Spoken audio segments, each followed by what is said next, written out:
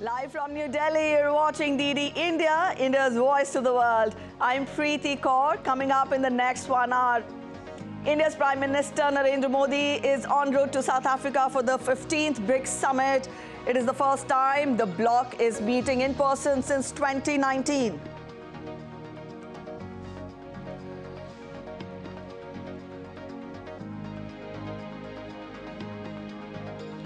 A final countdown begins for Chandrayaan-3. All eyes on Wednesday's soft landing on the moon. India's space agency says all systems are working perfectly and no contingencies are anticipated. Japan to start releasing Fukushima radioactive wastewater into the ocean from August 24th. Tokyo Electric Power Company to swiftly prepare for the water discharge as per the plan.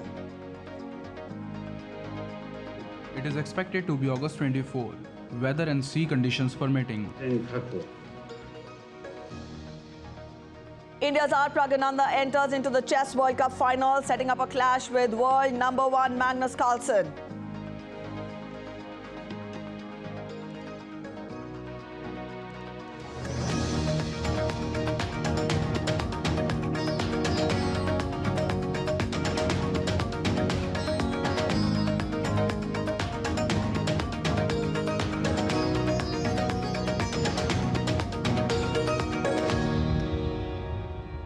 Let's get to the top story. Indian Prime Minister Narendra Modi is on his way to South Africa to attend the 15th BRICS summit. It is the first in-person gathering of the 5 emerging world economies since the pandemic.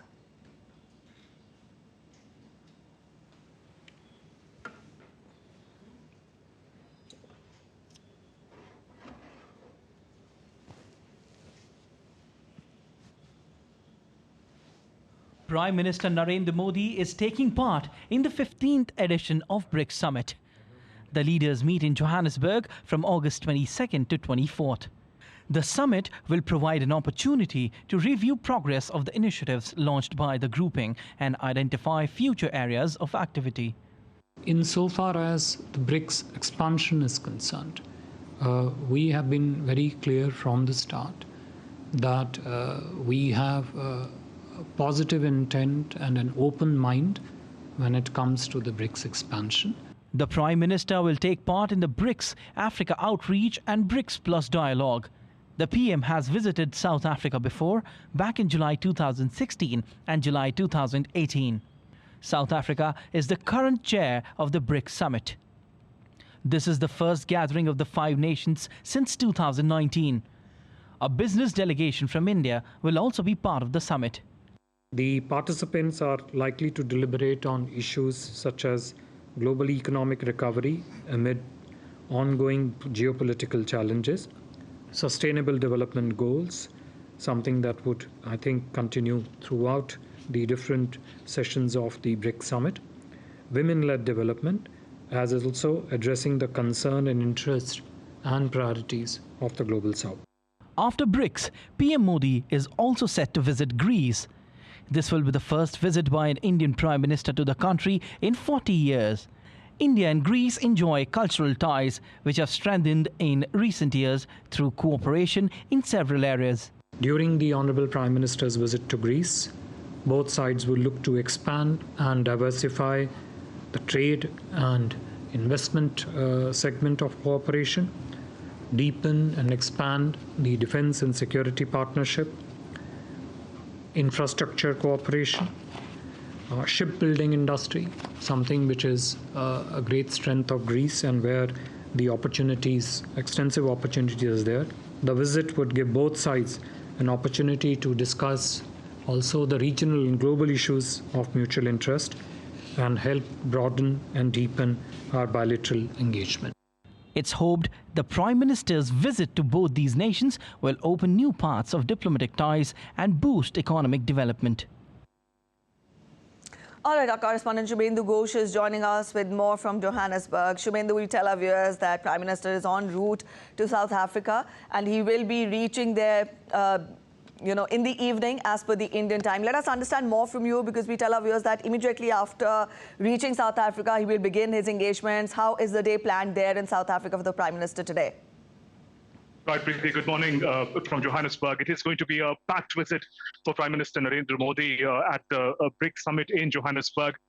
He'll arrive sometime during the afternoon, Johannesburg time, South Africa time, which is about 3.5 hours behind New Delhi. It would be evening in New Delhi after Prime Minister arrives. First event is going to be a very, very special welcome by the Indian diaspora at the hotel where he's staying. Thereafter, immediately, Prime Minister would participate and engage with the business community. There's a business leaders meet that Prime Minister would be a part of. Remember, BRICS comprises leading emerging economies, developing economies. So the business congregation and engagement with them becomes a key priority. We mentioned earlier that this is the first in-person leaders summit taking place after the pandemic. It is both an opportunity and a challenge for the developing world, how to capitalize on the way in which the world is transformed, reimagine the supply chains, reimagine the way the economic order of the world works. We've underscored the key priorities. That is the expansion of the BRICS and also devising a new currency platform, a common currency platform that the leaders, that the 5 BRICS countries and more could engage in. So those would be some of the key priorities to look out for. Preeti? So we tell our viewers, when we talk of the agenda that is to be taken up in this forum, then this is indeed an important forum because this comes just ahead of the Leaders Summit of the G20, which India will be hosting, and also how India is being seen as the voice of Global South. Taking this forward to G20, how important is this a platform for India to put forth the voice and concerns of Global South? Absolutely, Preeti. That's a very important point. You see that the priorities of the Global South, of the emerging economies of poorer countries also are in focus as far as the G20 summit is concerned, which is going to take place in New Delhi a few days from now.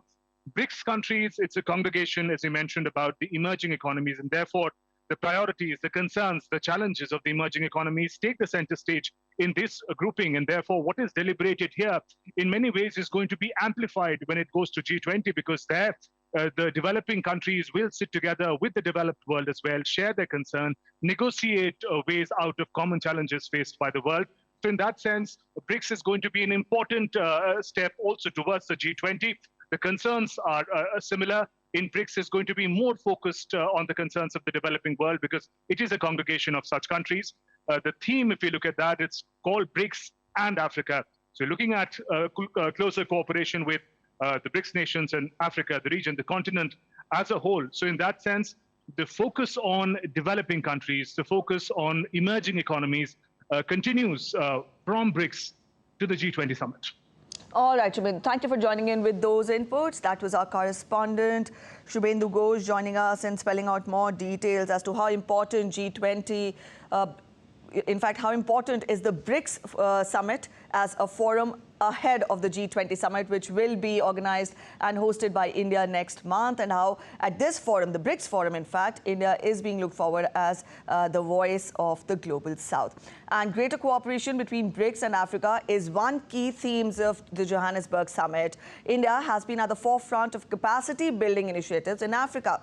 Gandhi Mandela Center of Specialization of Artisan Skills in Pretoria is in fact an outcome of the vision of Prime Minister Narendra Modi and President Cyril Ramaphosa. Watch out this special report by our correspondent from South Africa. Gandhi Mandela Center of Specialization for Artisan Skills is playing a key role in promoting quality vocational education and training amongst the youth of South Africa. The center is a multi-skilled center of specialization where training is imparted to both unskilled and semi-skilled students. Gandhi Mandela Center of Specialization is a multi-skilled training center for imparting training in 4 technical trades, that is mechanical fitter, electrical, millwright and boiler maker, using the high technology machines provided by Government of India. So a memorandum of understanding was signed during 2018 BRICS summit in the presence of Honorable Prime Minister Narendra Modi ji and the Honorable President of India Cyril Ramaphosa for setting up of Gandhi Mandela Center of Specialization. My trade is millwright, so it's a combination of electrical and mechanical side. So my experience here, it has been very interesting because we get to learn every day especially now we are in electrical side, so we are getting to learn components, machines, how they are working, and resembling as well, how to read a circuit and also how to connect it. So it's been an interesting experience. We have learned so much because we are busy with theory, and the other side we are doing the practicals. We have the modelized things here, and then there are the other things that we do. We are learning many things. We do motors, domestic wiring. Yeah, there are a lot of things that we are learning this side.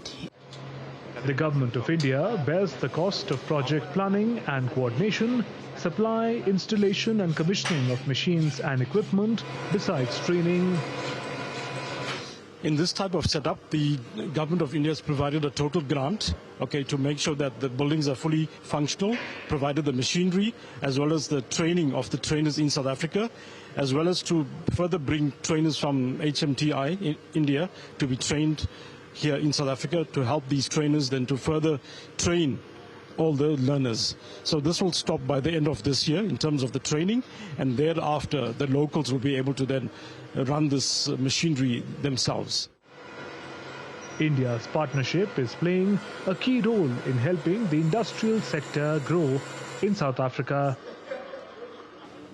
The Gandhi Mandela Center for Specialization in Artisan Skills is a shining example of India's development partnership in Africa.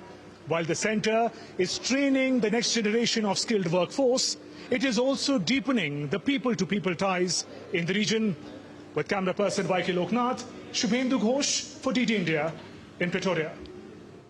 And from the Johannesburg visit of the Prime Minister, let's turn focus now to Chandrayaan-3. Indian spacecraft Chandrayaan-3 is looking to find a perfect landing spot on the moon's challenging terrain. Indian Space Agency ISRO released images of possible landing sites on Monday. Meanwhile, Chandrayaan-3 has established contact with Chandrayaan-2 orbiter, the previous iteration of the Indian moon mission that was launched in 2014.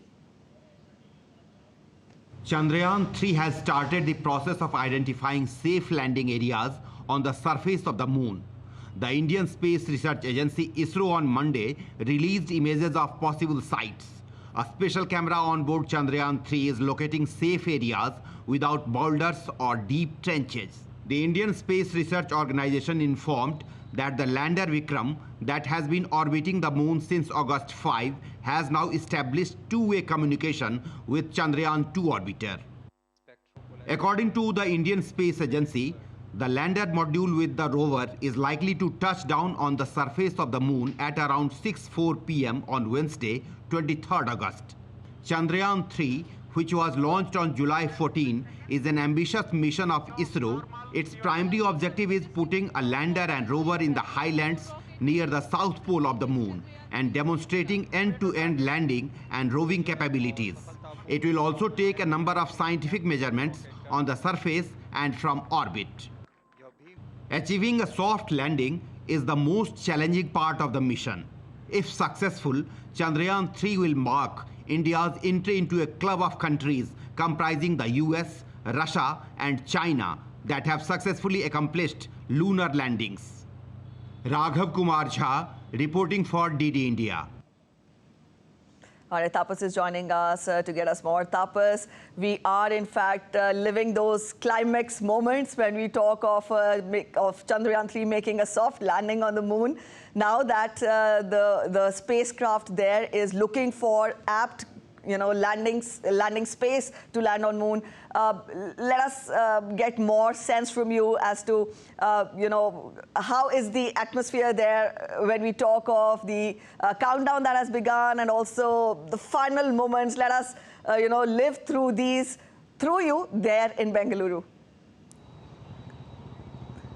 Right, Preeti, good morning, and what a day for India. The countdown has actually begun in less than, let's say, 48 hours. In fact, tomorrow around 6 p.m., 6:04 p.m., we expect this particular soft landing to take place on the lunar, on the dark side of the moon, on the southern side of the moon, which will catapult India into a select group of countries which has managed to, successfully land a orbiter in the moon surface, and the first country to make the landing in the dark side or the southern pole of moon. So that's one major instrument, and it's a huge moment for not just for India but for the world. The world is actually watching with bated breath about India's prowess. Started with the cycle, India's journey on a cycle. Remember, the first rocket was taken on a cycle, but from there onward, the way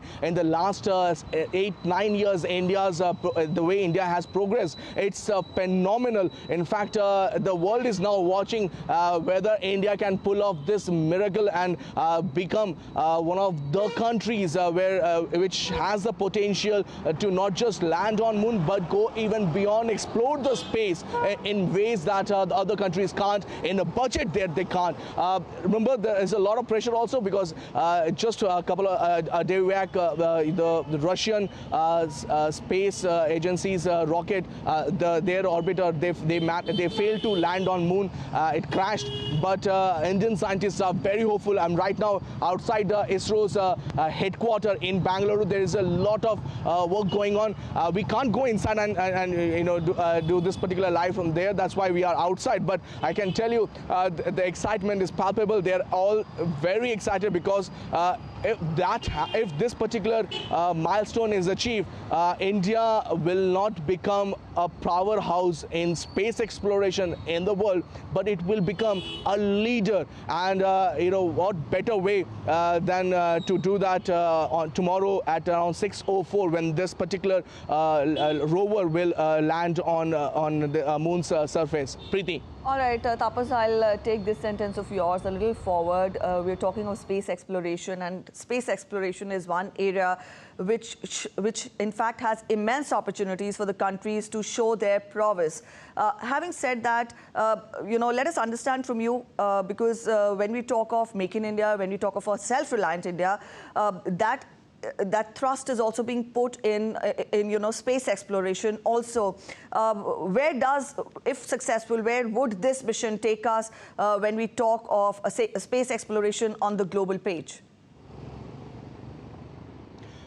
Absolutely, back on there, Preeti, that India's space prowess is now currently being, taken by, everybody in the world is now very keen that they want to come and join ISRO India in space exploration, be it NASA, be it Russian agencies, international space agencies, because a couple of things are very important here. A, the kind of constraints that India has, it's still growing, the economy is still growing, and even in that, they have managed to do the unthinkable. Who would have thought 10 years back that India will be aiming for this, and not just that. And remember, after the Chandrayaan-2's failure to land on the moon, a lot of people thought that Chandrayaan-3 might not be possible, but with the leadership of Prime Minister Narendra Modi, we have seen that everybody is committed to take India forward, and the world is actually coming forward and coming to India for two things. A, the kind of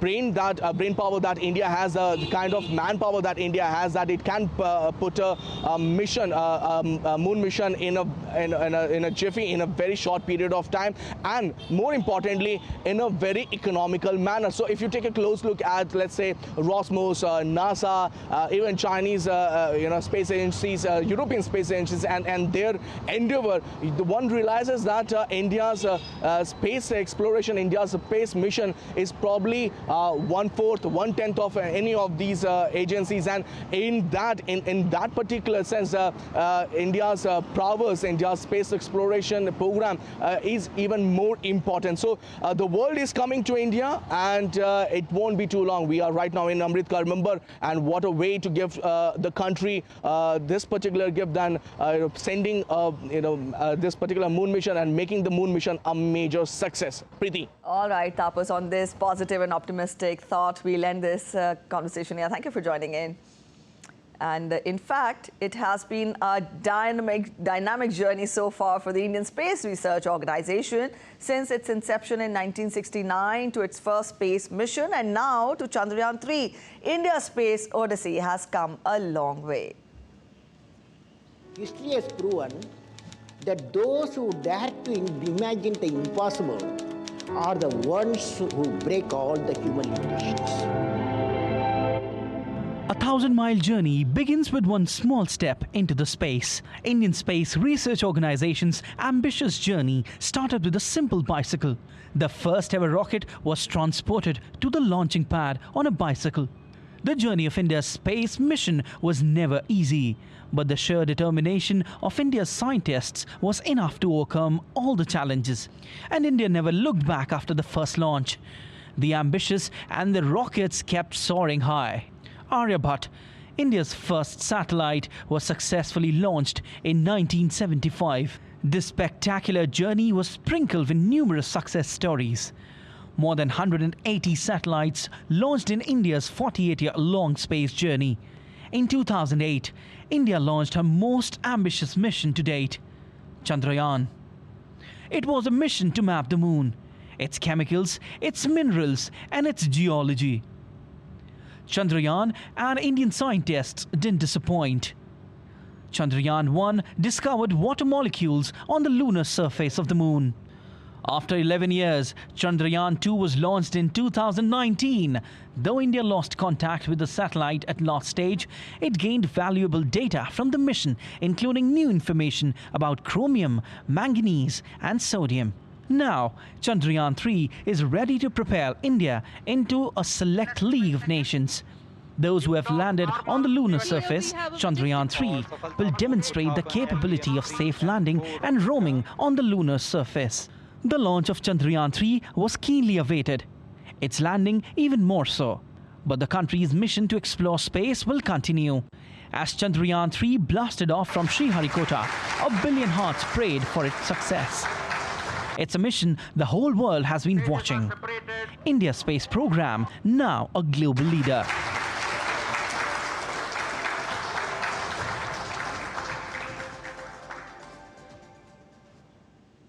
And still to come on DD India News Hour, Japan decides to release over 1 million metric tons of treated radioactive water from Fukushima nuclear power plant beginning Thursday.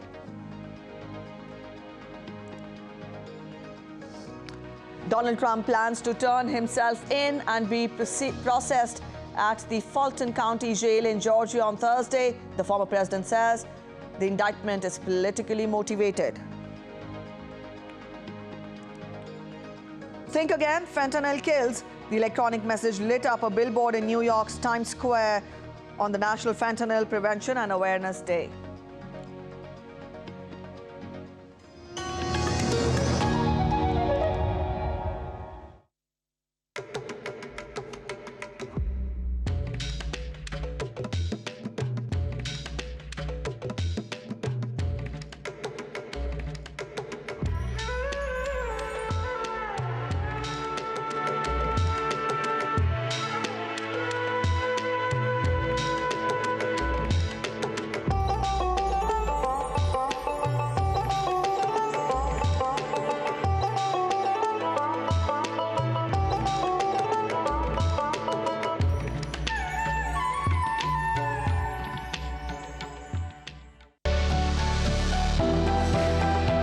Turning crisis into opportunity, transforming ideas into action, stories of real change, tales of sustainable solution. This series is going to tell stories of such change makers. Watch Change Makers on DD India.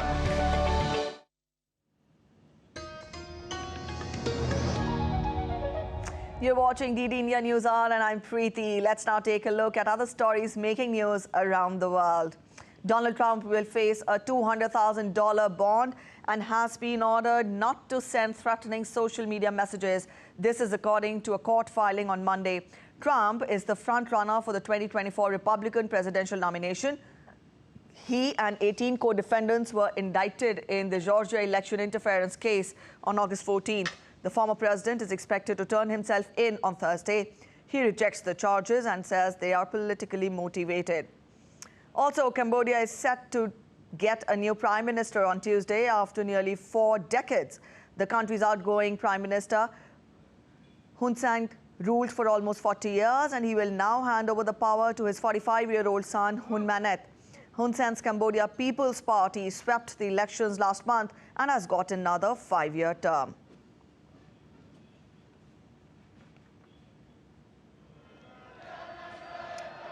Voting begins in Zimbabwe on Wednesday. The main opposition party, the Citizens Coalition for Change, held its final rally on Monday in the country's capital, Harare.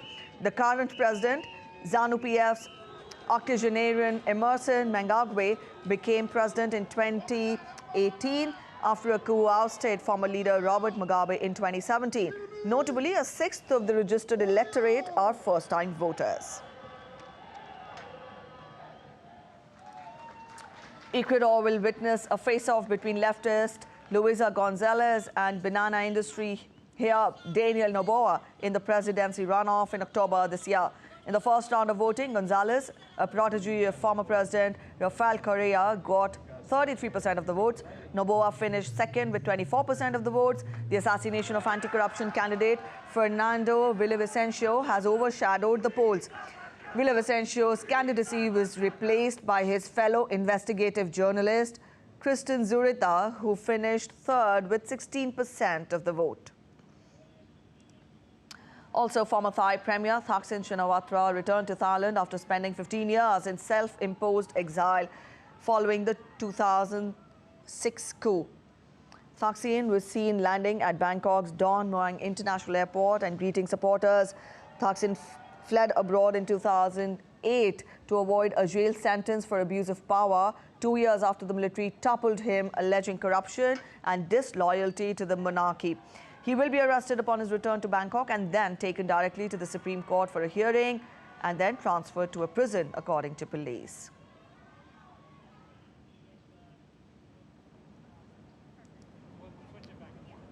The billboards of New York's Times Square displayed awareness campaign against synthetic opioid fentanyl. According to the U.S. disease control body, almost 70% of the deaths from drug overdose in the country last year was related to opioids like fentanyl. Also, fentanyl is almost 50 times more potent than heroin.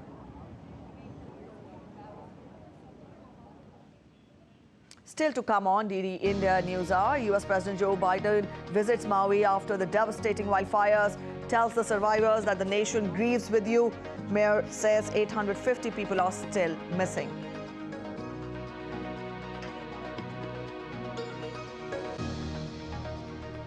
A human rights group has come down heavily on Saudi Arabian border guards, accusing them of mass killing migrants along the Yemeni-Saudi border. India to launch Bharat new car assessment program aims to increase the safety standards of Indian automobiles.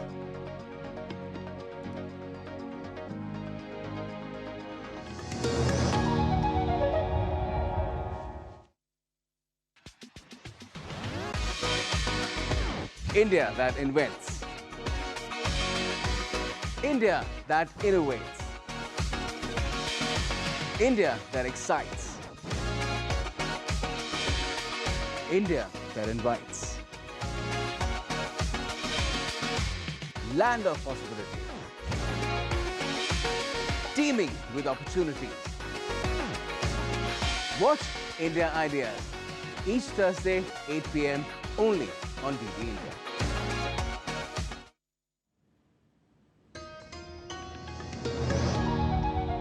You're watching DD India News On and I'm Preeti. A quick look at the top stories once again. India's Prime Minister Narendra Modi is en route to South Africa for the 15th BRICS Summit. It is the first time the bloc is meeting in person since 2019. A final countdown begins for Chandrayaan-3. All eyes on Wednesday's soft landing on the moon. India's space agency says all systems are working perfectly and no contingencies are anticipated. Japan to start releasing Fukushima radioactive wastewater into the ocean from August 24th. Tokyo Electric Power Company to swiftly prepare for water discharge as per the plan. India's Praggnanandhaa enters into the Chess World Cup final, setting up a clash with world number 1 Magnus Carlsen.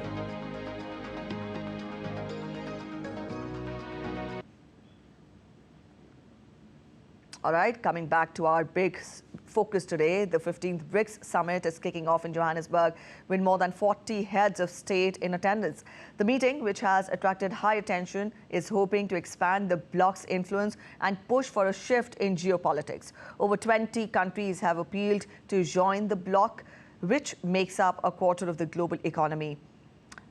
Isabel Nakaria reports more on this.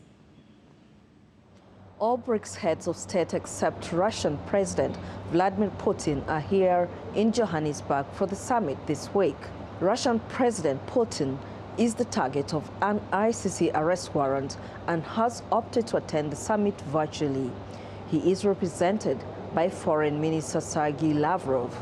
They are converging at the late South African President Nelson Mandela's Johannesburg home, which has been converted into a luxury hotel. More than 30 heads of state, not members of BRICS, are also here, including leaders of emerging economies like Iran's Ibrahim Raisi and Indonesia's Joko Widodo. Discussions around expanding the members of the BRICS will be top of the table. In a televised address on Sunday, President Cyril Ramaphosa said South Africa will not be forced to side with any global powers and has a choice which country it partners with.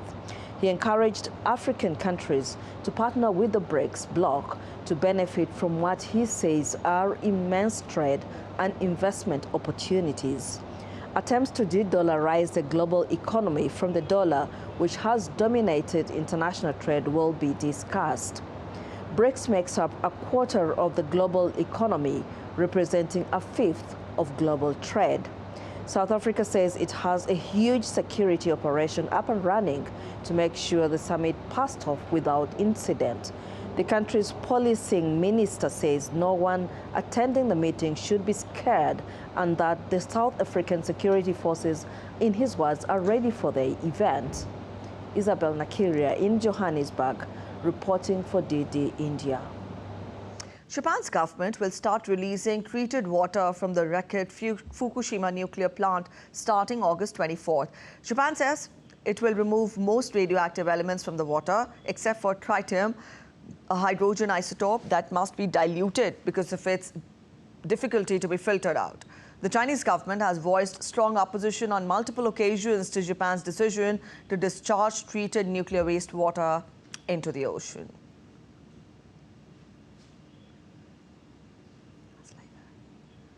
And DD India correspondent Chris Gilbert joins us with more. Chris, how will Japan facilitate and execute the release of the radioactive water into the ocean? Yeah, well, it's been 10 years in the making, this plan, and there's been a lot of speculation about when it was going to start. There was expectation that it may have been some months ago in the Northern Hemisphere spring, but that was delayed by the government to get the rubber stamp from the International Atomic Energy Agency, which came in July, saying that the project meets international safety standards. And then earlier in August, there were leaked reports through Japanese newspapers that it may begin towards the end of this month. And then after the trilateral summit that we just saw between Japan, South Korea and the US at the weekend, and as soon as the Prime Minister Fumio Kishida was back in Japan from that, he was straight up to Fukushima, meeting with TEPCO officials from the agency that's going to run this discharge facility, and also meeting with the fishers up there. And now, after meeting with cabinet and ministers this morning here in Tokyo at his official residence, has been announced that they want to release it as soon as this Thursday, some 12 and a half years almost after the tsunami that created this mess. And now it looks like the cleanup is going to continue, as you mentioned, in a phased process over the next 40 years until the discharge is completed, affecting generations to come. All right, Chris, we've also seen China denounce this move. It has also called the radioactive water as nuclear sewage. Do we also have more domestic or international reactions coming in after this announcement that Japan will begin the release on August 24th? There's sure to be international and domestic reaction. It is going to be a very long process, and many countries such as China have already made it very clear how they feel about it, and there is going to be international fallout. No doubt the government of Japan is expecting this and has prepared for it. It should be remembered that countries in the world such as Canada, France, the UK, South Korea and China are already discharging tritiated water from their nuclear facilities, and it also should be remembered who this discharge is going to affect most, which is going to be the communities along the Tohoku coastline, all the way from the very top of Japan almost down to Tokyo, who have already lost everything 12 years ago, their homes, their loved ones, and through the last 12 years have tried to rebuild and are now being asked by the government to carry the burden and the weight of this cleanup in their communities for another 40. And so there is surely going to be continued domestic reaction from the fishers and from the communities as they continue to live alongside this human-made cleanup.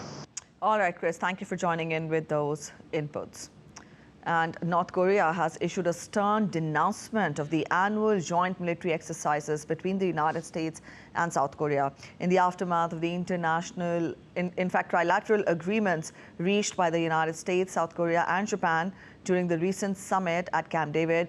Pyongyang issued a stern warning of a possible thermonuclear war in a landmark trilateral summit held at the U.S. presidential retreat of Camp David on August 18th. Leaders of the United States, South Korea and Japan agreed to deepen military and economic ties.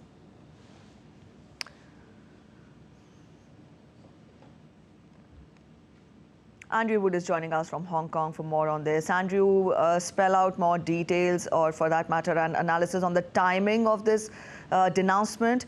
We know that this comes at a time when, on one hand, we have US, South Korea and Japan strengthening their association, and on the other hand, we also just a few days back saw the North Korean leader inspect and supervise the missile launch.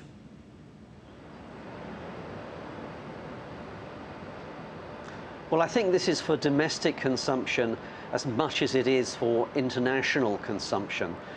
Remember, Kim Jong-un and his father and grandfather kept power in North Korea partly by saying that that North Korea was always in a state of near war, and that people will make a lot of sacrifices if they feel that their very identity is under threat.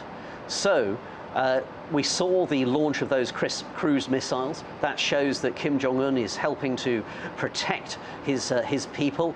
And we also saw the American, as you were saying, the American and South Korean exercises going on. This is another way that Kim Jong-un can say to his people, look, there really is a threat. So I think the timing is pretty predictable for North Korea. If in doubt, say something outrageous. There's no harm in keeping, it seems, if you're North Korea, in keeping people guessing.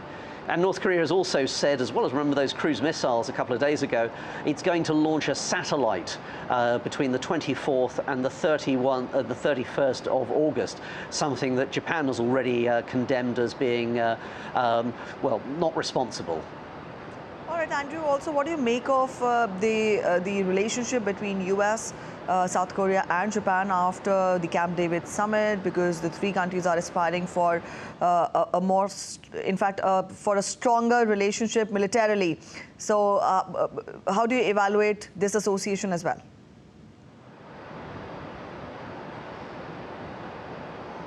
I think it's quite a feather in the cap for President Biden.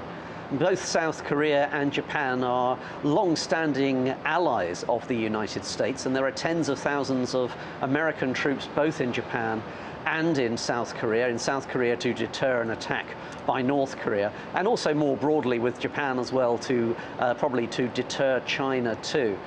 But there's South Korea and Japan, I don't think there's any chance of them going to war with each other anytime soon.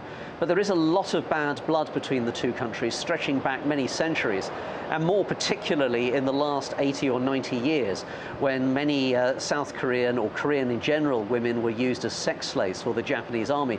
And there's a feeling that in South Korea that Japan has never said sorry properly. That said, South Korea and Japan do seem to have a particularly good spell of relations at the moment. And I always find it surprising that these two American allies don't talk to each other more about defence. But that's one of the things that seems to be improving over the past few months, especially after this Camp David summit, that both South Korea and Japan say they're going to share more information, especially about missiles, especially about North Korea, which will help to secure a tighter alliance between them and also with America. All right, Andrew, thank you for joining in with those inputs. And US President Joe Biden is in Hawaii, visiting parts of the island state hit by deadly wildfires. More than 100 people died and 800 are still missing. Biden is being criticized for not visiting the island earlier. Caroline Malone reports from Washington on this. It's been 2 weeks since wildfires devastated parts of Hawaii. And on Tuesday, US President Joe Biden touched down on the island to visit along with the First Lady Jill Biden. He's been criticized, though, for not getting there fast enough. There may at the moment be more than 1,000 federal emergency responders, but there's also some concern over funding to help people on the island. The head of the Federal Emergency Agency said on Sunday, there's so much demand for money from the National Disaster Relief Fund that some causes may have to be delayed until next year. That, as data comes out saying the National Oceanic Atmospheric Administration has 15 weather-related or climate disaster events on their books in the US, even before the Hawaii disaster happened on August 8th this year. Each of those has cost $1 billion in damage. Hawaii is likely to cost even more. We're looking at an estimated $6 billion in damage. And that's even only as the hurricane season gets started here. At the moment, we're already seeing the West Coast hit by floods from Tropical Storm Hillary, and that has really impacted large parts of Southern California. There are also calls for President Biden to declare a climate state of emergency. Some politicians here saying when you've got more than 100 people who've died, more than 800 missing, and entire towns devastated, then if that isn't a climate emergency in Hawaii, then what is? If Biden did call it a climate emergency, it could allow Congress to invoke emergency powers, potentially for policy change, potentially to slow down greenhouse gas emissions, have large-scale transport changes, potentially more impactful than we've had before in the US. But with many things here, it is a political risk. Many don't call this climate change. Many favour continuing to use oil and gas despite the carbon pollution from it. Now, the White House is saying that Biden has effectively been calling this a climate emergency for some time, and that they and Biden are taking all the necessary action needed for people in Hawaii. Caroline Malone in Washington for DD India. Hundreds of wildfires in the western Canadian province of British Columbia have resulted in a thick blanket of smog engulfing cities like Vancouver. Wildfires are a seasonal occurrence with vast, densely wooded areas in British Columbia, but the number of wildfires and size of the areas have grown as a result of climate change. British Columbia has been shrouded in smoke. Fires over the past 4 days have forced 35,000 people to flee. Environment Canada has in fact issued air quality advisories. Greece's northern woodlands have been impacted by wildfires in the country, and the country experiences more harsh weather. Strong winds fueled wildfires. Some communities have been evacuated and at least one death has been reported in the country's northeast. Summer wildfires are common in Greece, but in recent years they have been made worse by unusually hot, dry and windy weather that scientists have linked to climate change.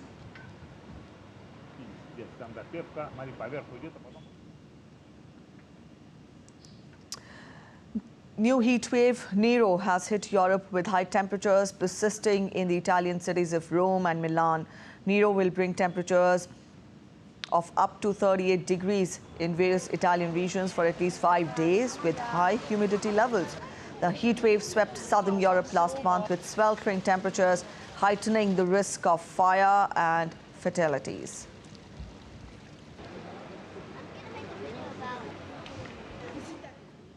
North Korea's leader Kim Jong-un has taken stock of the flood-affected areas in the port city of Nampo.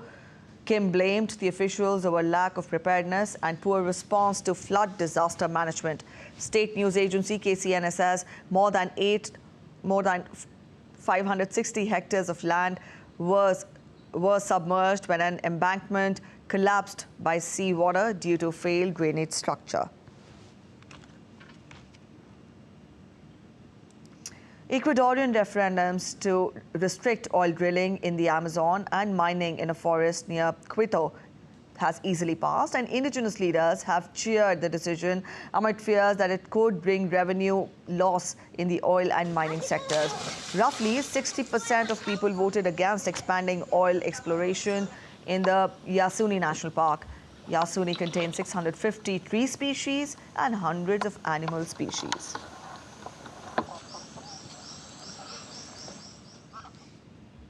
Let's take a look at other stories making it to the news now. The Principal Secretary to India's Prime Minister has chaired a high-level meeting to review the current status and preparedness of COVID in the country. There are concerns over a new variant, but officials say that only 223 cases were reported in India in the past week. The government has asked the states to maintain a close watch on the new global variants of the COVID pandemic. A much-awaited Bharat New Car Assessment Program will be launched by India's Minister of Road Transport and Highways, Nitin Gadkari, on Tuesday. This new program aims to increase the safety standards of Indian automobiles and bring them up to the international standards. This new program will crash test cars voluntarily offered by manufacturers in the country. After comprehensive crash tests, the cars will be given safety ratings.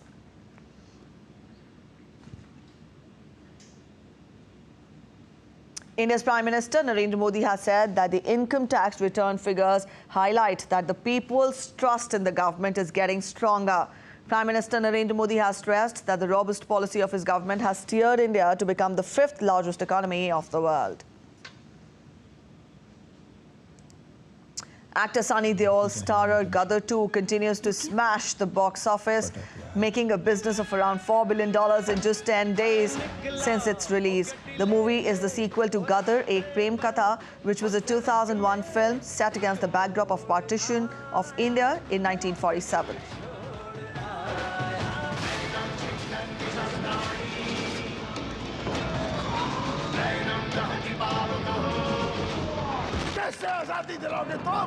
अगर यहाँ के लोगों को दोबारा मौका मिले ना हिंदुस्तान में बसने का तो आधे से ज्यादा Pakistan. And still to come on DD India News Hour, global cues were largely positive, with Asian stocks gaining in the early trade, while US stocks indices setting mostly higher overnight.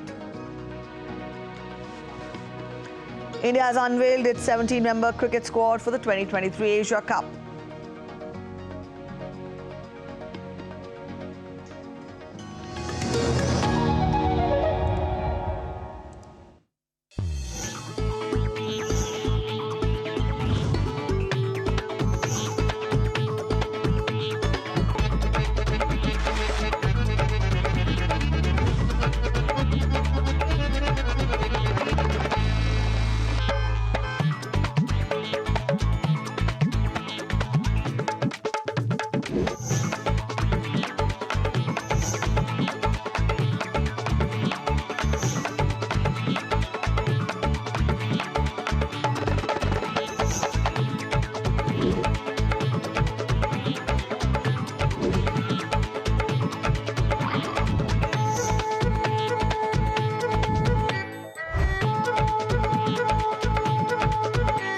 Welcome to Jaipur.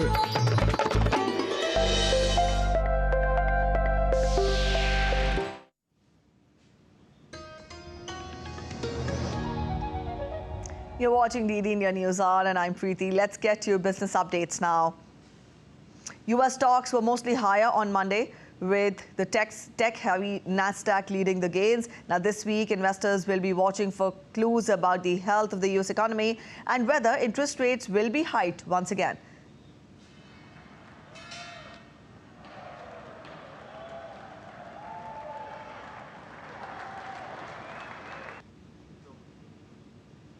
Also, Asian currencies managed a recovery on Tuesday despite the US Treasury yields. The offshore yuan was back below 7.3 to the dollar on bets of tightening up of offshore yuan liquidity. China's central bank trimmed its one-year lending rate by 10 basis points and left its five-year rate unmoved. That was a surprise to many analysts who had expected cuts of 15 basis points.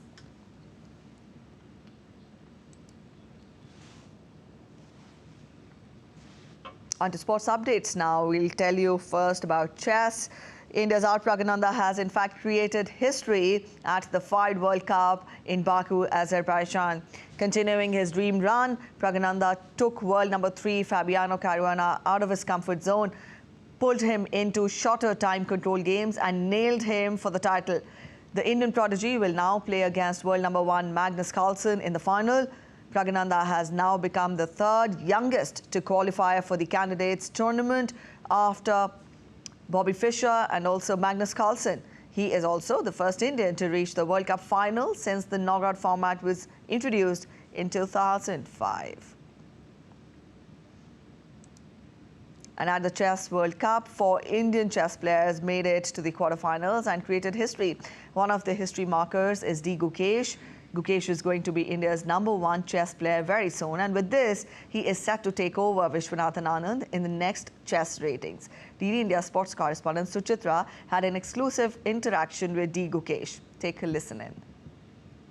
It was a very proud moment for all the Indians, 4 Indians making it to the quarterfinals. How do you look at this achievement?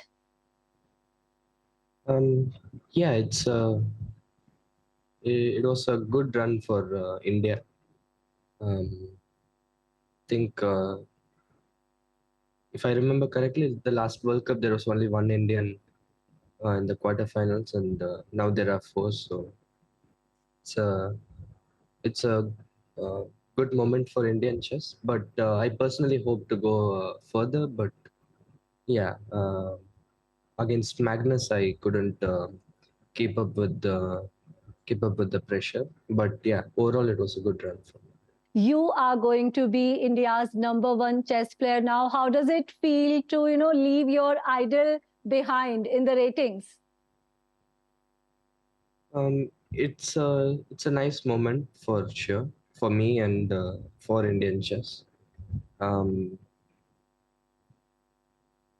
mean, of course, Vishay sir was one of the reasons why I started playing chess, and he has been my idol since the start, and he still is. And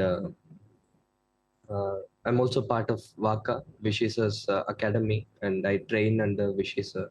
So it's for sure a huge moment. But I have to mention that we are in the different phases of our careers, and obviously when he was in his prime, he was. I mean, our achievements can't be compared yet. He's still the greatest Indian player for sure. You still have some other avenues to make it to the candidates tournament. Are you looking forward to it? Anything on your mind?